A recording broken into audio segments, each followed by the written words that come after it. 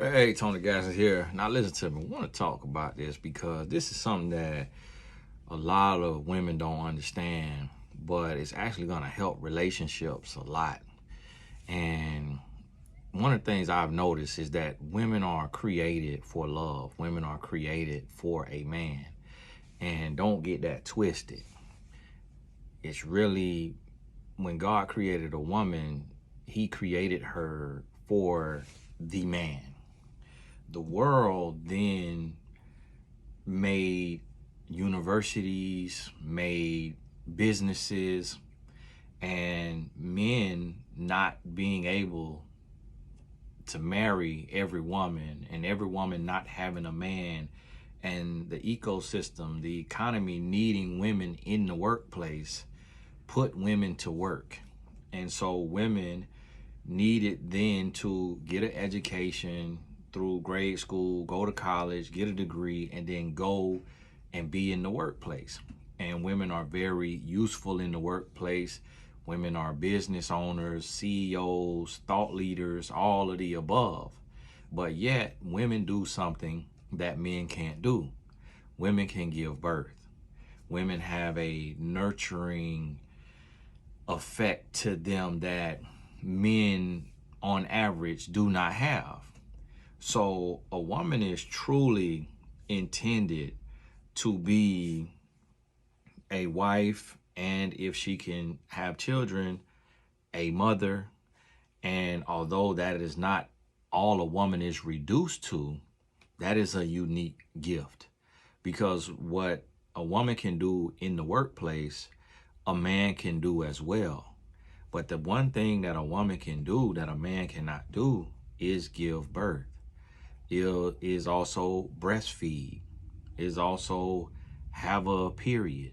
When you look at the things that women can do that men can't do, it's really attached to, the majority of it is attached to childbirth and child nurturing, child rearing.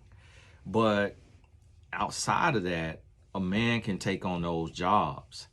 So we have to realize that this is why so many women, unless she teaches herself otherwise, or unless she is taught and trained and raised otherwise, so many women have a gaping soft spot for men. And I see that so many women are gullible to the ways of a man, the tricks of a man, the games of a man.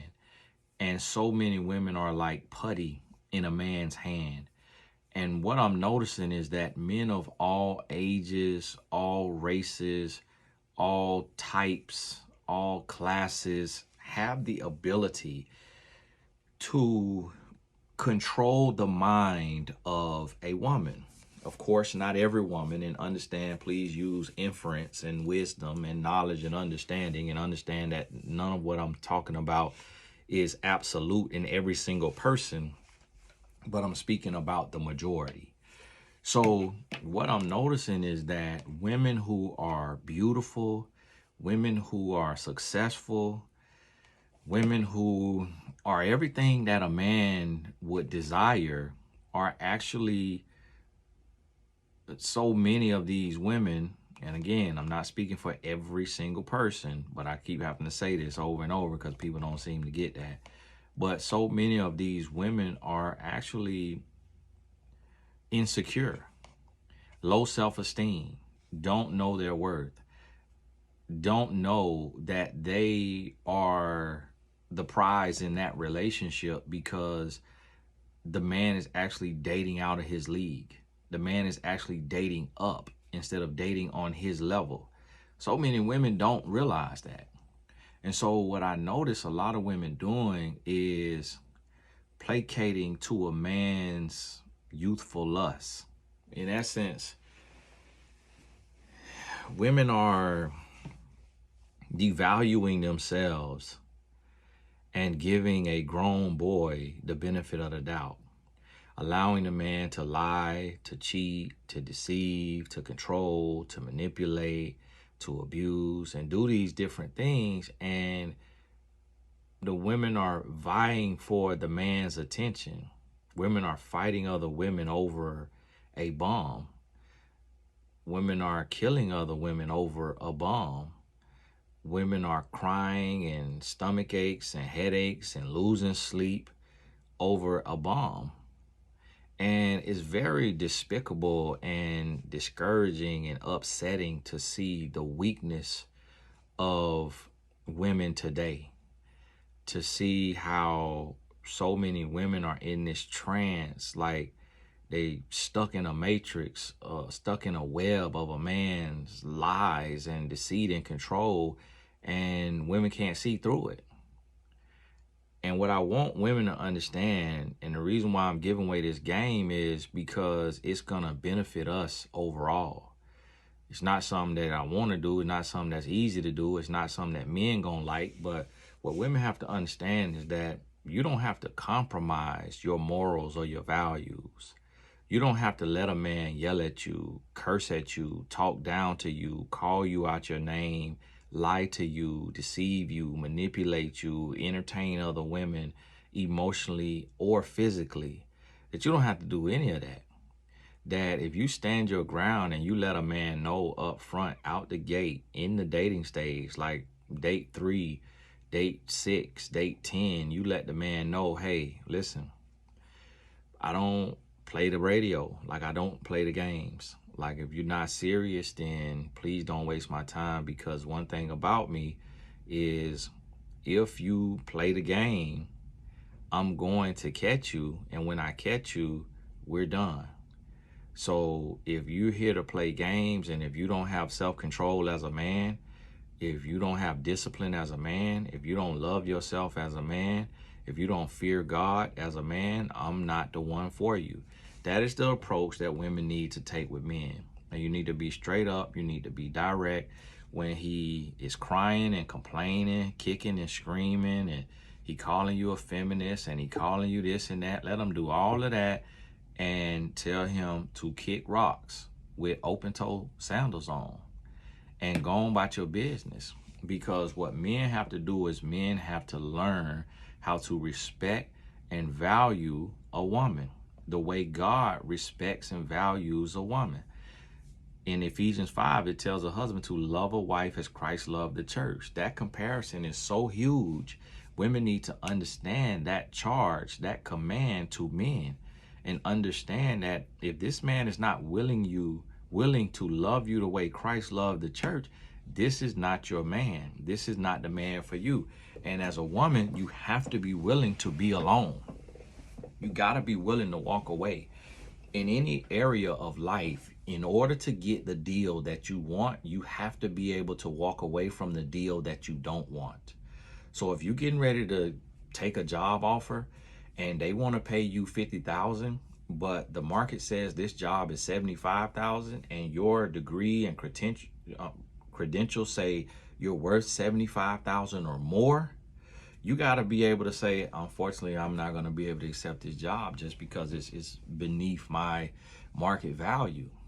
So what you have to understand is that if there's another woman who is no different than you, and she has a man who is loving her and cherishing her and treating her with love and respect, then you deserve the same type of treatment. And if you settle for less, that's what you're going to get. But as men, what we're going to do is we're going to huff and puff. We're going to manipulate. We're going to try to control you. We're going to try to get you to accept our terms on the deal. So we're going to tell you that we have to have sex before marriage because it builds a connection. We're going to tell you that we have to have sex before marriage because otherwise we will get blue balls. We're going to tell you that what you won't do, another woman will. We are going to twist your arm, and we're going to try to convince you to believe that what we're saying is true. All along, we know that if you know who you are and you know your value, then you are more valuable to us. You are more valuable to a man when you know who you are and you know your value and you know your strength and you walk in your strength, because we know it's going to make you a better wife, it's going to make you a better mother, it's going to make you a better person, and you're going to bring favor to our life. The reason why we try to talk you out of that is because if we can take a shortcut and get to the same destination, then we will, because we are too ignorant to understand that if you take shortcuts, you get cut short. But we try to talk a woman out of her stance and talk a woman out of her panties and talk a woman out of her walk with God, because we are operating from our ego and our flesh and our youthful lust. And what we're also trying to do at the same time is to prove to ourselves that this woman isn't who she says she is. But if she stands her ground and she doesn't compromise her morals and her values and her standards, then that woman is actually going to win our love, affection, and respect. She's actually going to make us a better man, and we're going to thank her later, even though we fought against her. It's no different than with parents raising children or with coaches training athletes. In the moment, the child hates the correction and the standards of the parent. But when the child grows up to be an adult and they have a healthy and successful life as a law-abiding citizen, they look back on the standards that their parents put in place and they thank them graciously and gratefully, and they say to them, although you made me hate you at times, and although I didn't want to talk to you at times, I thank you for standing your ground and doing what I needed and not what I wanted. The same thing with a student to the teacher, or a, what do you call it, the trainee to the trainer, like the person in karate or taekwondo to the sensei or the master or whatever they call them. When you are being held accountable and the standard is the standard, it will push you and it will make you better. And that's what women have to understand. You have to stop giving in, acquiescing, placating to grown boy desires, because most men don't want what's best for us. Most men don't know what's best for us. Most men want to be comfortable and want to be lazy. Most men only want discipline and sacrifice and self-control when it is forced upon us by life or by our circumstances, situation, or the person that we're with, our whoever, significant other, superior in business. That's when men realize, oh, I can sacrifice. I can have discipline. It's just like when a man goes to the army. He has to have discipline. He has to sacrifice. He has to adhere to the rules that's set in place. Otherwise, he's going to get dishonorably discharged. And that's going to be a stain on his name.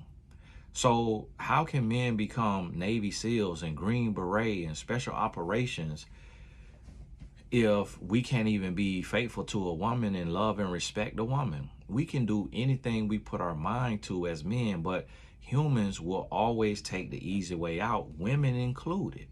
So if a man says, hey, as a woman, you could stay home and you don't have to work, and you don't have to cook, and you don't have to clean, and you can shop every day, what woman is gonna say, no, I don't want to shop every day, and no, I don't want to not cook, and I don't want to not clean. I'm going to fire the chef and fire the maid, and I'm going to not buy any new clothes. A woman may say that initially, but if a man keeps pushing that as his standard and that's what he wants her to do, eventually she's going to acquiesce and she's going to accept those terms, because that's the easy way out. That's the easy life. Who isn't going to accept that? We all know that it isn't right, that it doesn't seem like life, that it sounds too good to be true, but that's some women's life. That's some women's life. And deep down, the man said that trying to get her to win her favor, win her affection, make her fall in love, it was almost like a love bombing tactic.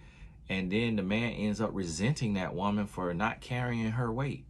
And everything that she could be doing, he's paying somebody else to do it. So he's actually paying another man's wife to come clean his house that the woman doesn't live in, but that his wife lives in. But she has no other responsibilities. So the same way, a woman or a child, if you tell your child that they don't have to shower, they're not going to shower. And until they're getting bullied in school for having dirty fingernails and dirty skin and stinking, they're not gonna shower. If you tell your child that they could play their video game every day, 7 days a week, they could have a cell phone and be on YouTube all day, what child is gonna say, you know what, I don't want a cell phone, I don't want YouTube, I don't want video games, I want to come home and I want to sit and I want to write lines and I want to study and I want to read books and I just want to go to school year round, I don't even want a summer break. Humans love shortcuts. Humans love complacency. Humans love convenience. So if you tell a man as a woman that you're going to forgive him for cheating, he's going to cheat. If you tell a man that you're not concerned with him talking to other women or sleeping with other women or dealing with other women, he's going to sleep around to the point that he brings you a disease and that he has children with other women. That's what's going to happen. If you tell a man that he can put hands on you and then you'll take him back, and it's not like he put hands on you because you put hands on him. He put hands on you. If you tell a man he can do that and get away with it, guess what? He's going to do it and get away with it. So in order to keep a man, you have to be willing to lose the man. Meaning you have to be willing to walk away from the deal. You have to be willing for him to walk away from the deal. Now, there are men who will walk away from the deal. Good riddance. You are not losing a man. You are ridding yourself of a grown boy. The problem with a lot of women is a lot of women say, well, if I don't do it, another woman will. Well, that's to your advantage because now you know you have a weak, insecure, immature, irresponsible man. If the man cannot commit to sacrifice and dedication and commitment and self-discipline to be abstinent until marriage, then he's telling you something about himself. And so you got to have that standard for yourself as well. Because as a woman, you may say, well, oh, I don't want to be abstinent either. Well, if you don't want to be abstinent, then a man feels 10 times that. A man's sex drive is way higher than a woman's sex drive on average. There are women with a high sex drive, but it's not as common as it is for men. So what women have to understand is that it is imperative that you require discipline and self-control from a man because he has to develop that part of his brain. He has to develop that muscle in order for your relationship to succeed.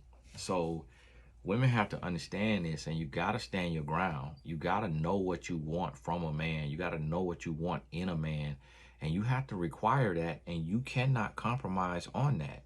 Because if a man wants sex from you in marriage, he's not going to compromise. If a man wants sex from you before marriage, he's not going to compromise unless he is also open to being abstinent. As men, we don't really compromise on what we want and need. But women do it every day, all day. It's men leaving women all the time. It's men breaking up with women all the time. So what women need to take from that is you got to know yourself and you got to know your standards and you got to stand on what you stand on.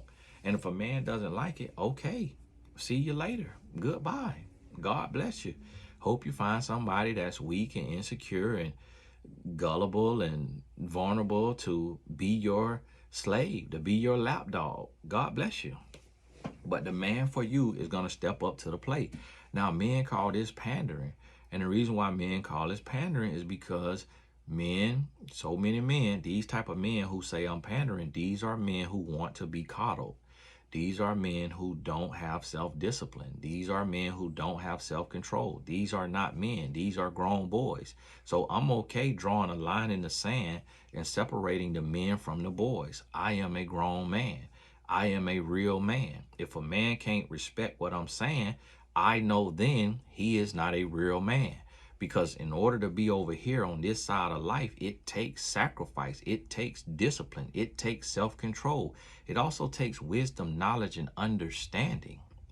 It takes self-love. For me to be faithful to one woman, I have to have all of those things. Because I could go out in the world with my brand, with my access, with my money, with my whatever, and get any woman that I want.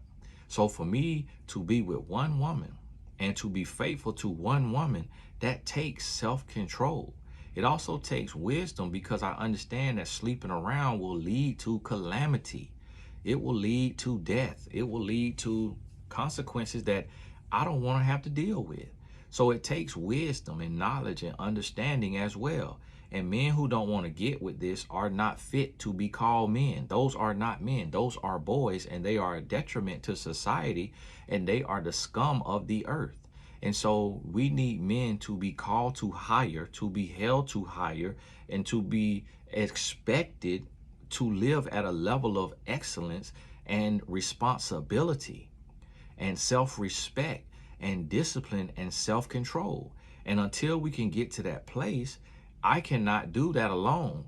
It takes women understanding who you are, what you are, and whose you are, and your place and your call in the world.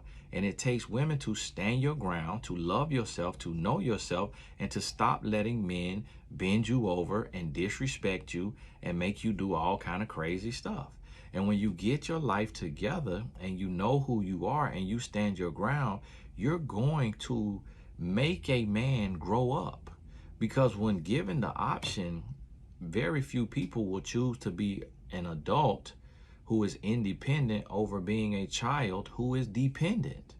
Like a lot of days, all adults wish we can go back to childhood if we had a good childhood. Now, if we had a very tumultuous and wild, crazy childhood, then yeah, we don't want to go back. But if we were taken care of and we had 3 hots in a cot, and all we had to do was just go to school and then play and have fun, we all want to go back to that. So if somebody can just play in your face and do what they want to do and get away with whatever, who's going to choose the harder road? Who's going to choose the narrow road over the broad road when the narrow road comes with so much pain and sacrifice and struggle internally and crucifying of your flesh daily and consecrating your spirit, your mind? Like that's hard. Who's going to choose that? Nobody chooses it. But when you choose it and then you reap the rewards of it, now you wish you would have chose it earlier. I wish I would have remained a virgin until marriage. Now that I know the benefits of saving myself, now that I understand the benefits of self-control and self-love and discipline, now that I understand the benefits, I wish I would have done it God's way. I wish I would have went about it differently, because now that I have the promises to the principles of God's law, his teachings, his commandments, I'm like, man, I should have got to this sooner. Even my teen years, my young adult years would have been so much better, so much more fulfilled with the blessings and the favor of God had I done it his way, instead of going through all that I went through. But everything worked out. It was in due season, in timing, and it worked out. But I would not do it the same way over again if I had to do it over again. I would do it the right way, and come what may. And I still believe God through that. But I want you to understand, you got to stand your ground. You got to speak truth to power. I'm not saying being rude. You don't have to be rude. You don't have to be nasty. You don't have to be condescending. You don't have to be disrespectful. You just need to be real, raw, honest, and transparent. Point blank, period. Point blank, period. So, hey, this Tony Gaskins. God bless you. Get your head right. Get your mind right. Learn who you are. Write it down on a piece of paper if you need to. Know your standards. Know your non-negotiables. Know your deal breakers. And stick to it.